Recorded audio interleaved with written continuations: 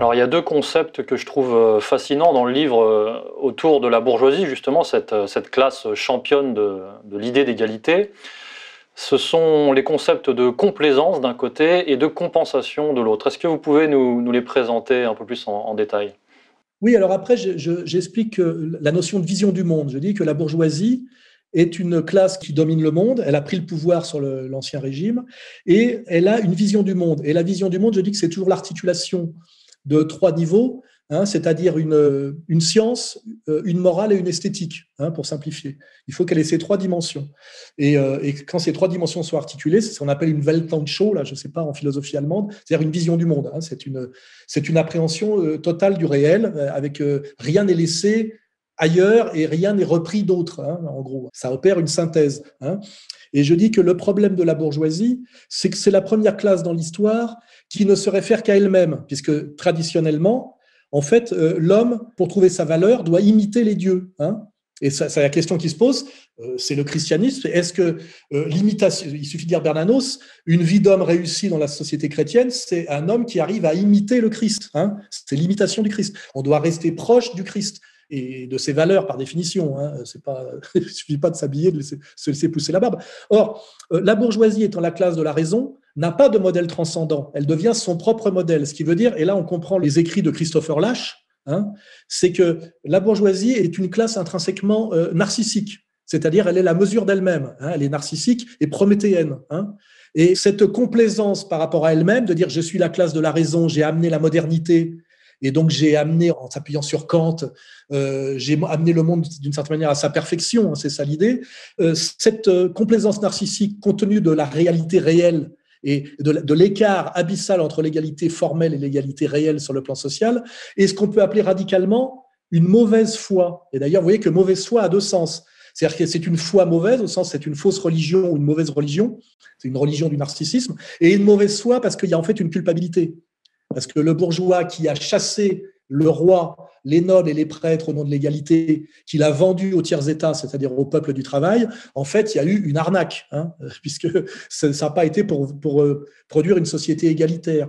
Donc, cette mauvaise foi génère une mauvaise conscience, hein, parce que là, je dirais, il y a des réalités anthropologiques indépassables. C'est la notion de mauvaise foi, de mauvaise conscience, qu'on retrouve un peu chez Sartre d'ailleurs. C'est une des parties les moins faibles de sa pensée.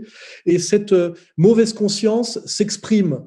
Ça peut être par les bonnes œuvres, hein, si on y pense immédiatement, mais moi, bon, je vais plus radicalement dans ce qu'on appelle l'anthropologie bourgeoise, s'exprime par l'art bourgeois. Et l'art bourgeois, j'ai fait un chapitre, une partie assez simple, hein, parce que ça serait un livre en soi, et je dis d'ailleurs que pour s'intéresser à ça, on peut lire les deux livres de Lukács, hein, qui est L'âme et les formes et la théorie du roman.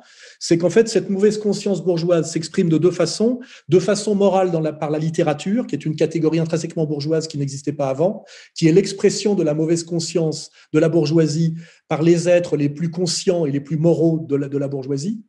Chez nous, on voit bien, hein, c'est Balzac, chez les Russes, c'est Dostoïevski, c'est Céline dans le monde contemporain.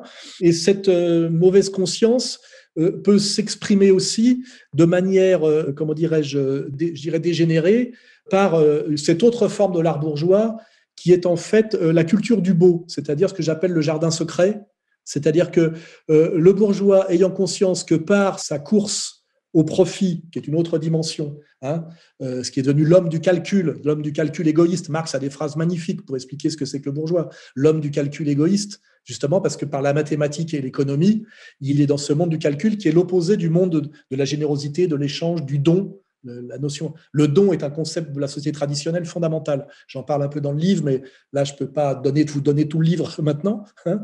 Et donc, cette mauvaise conscience s'exprime par la littérature, hein, et aussi par la culture du beau pour compenser la laideur que la bourgeoisie produit, hein, par sa création de richesse. Là, il suffit de voir la société industrielle. Et vous regardez un documentaire sur Manchester 1930-1970, 1830-1870, la révolution industrielle, puisque la bourgeoisie qui amène les droits de l'homme derrière, c'est la révolution industrielle. Hein. C'est des enfants enchaînés à des machines et c'est les usines. C'est pas très beau. Hein.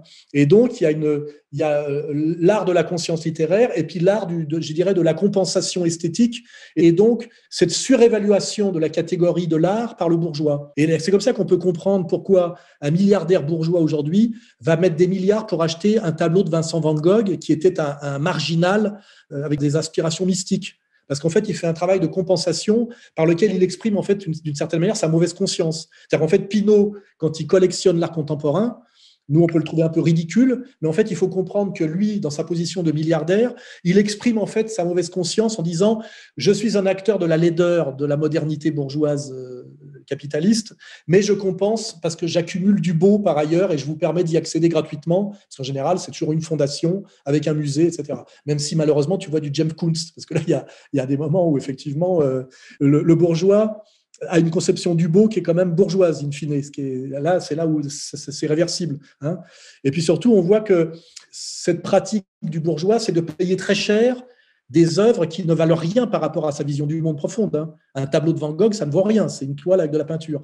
Et en fait, c'est l'idée fondamentale qu'il faut comprendre, c'est que quoi que fasse le bourgeois, il s'exprime toujours en payant. Hein. C'est toujours basé sur l'argent. C'est-à-dire qu'il va se faire pardonner on va dire, c'est son système religieux à lui, en payant très cher quelque chose qui, selon ses catégories d'extorsion de plus-value ou de création de richesse ou de valeur ajoutée, ne vaut rien. Hein, parce que c'est totalement subjectif, la valeur d'un Van Gogh. Hein. Je veux dire, c'est pas comme une tonne d'or, vous voyez, ou une usine qui permet de produire des forts de thé et devenir le capitaliste le plus riche d'une époque. Vous voyez. Donc là, je fais dans ce moment de ce chapitre sur la bourgeoisie tout un travail sur ce que c'est que l'âme de la bourgeoisie, d'une certaine manière, même si c'est une classe sans âme. Hein, c'est l'esprit de la bourgeoisie. Et ça, d'ailleurs, c'est parfaitement, là j'en fais un résumé assez simple, c'est parfaitement exprimé par la littérature bourgeoise qui, je rappelle, le roman est la catégorie même de l'expression de cet esprit bourgeois torturé, hein, parce que sans Dieu, parce qu'avec une morale ambiguë, etc. Et je rappelle bien que le roman est spécifique à la bourgeoisie, ça n'existait pas avant. Ce n'est ni le chant, ni l'épopée, vous voyez. Hein, et ça, je ne suis pas l'inventeur de cette conceptualisation. Hein, je rappelle, ce sont on va dire, les hegeliano-marxistes de l'école qu'on appelle l'école hongroise. Hein, et le grand penseur de ça, c'est Lukács, après repris par Lucien Goldman. Hein. Tous ces penseurs sont des marxistes, mais que certains petits malins qui critiquent le marxisme avec d'autant plus d'aisance qui n'y comprennent rien, parce qu'ils réduisent ça à une théorie économique, alors que c'est penser radicalement et profondément la bourgeoisie, c'est ça le fondement du marxisme.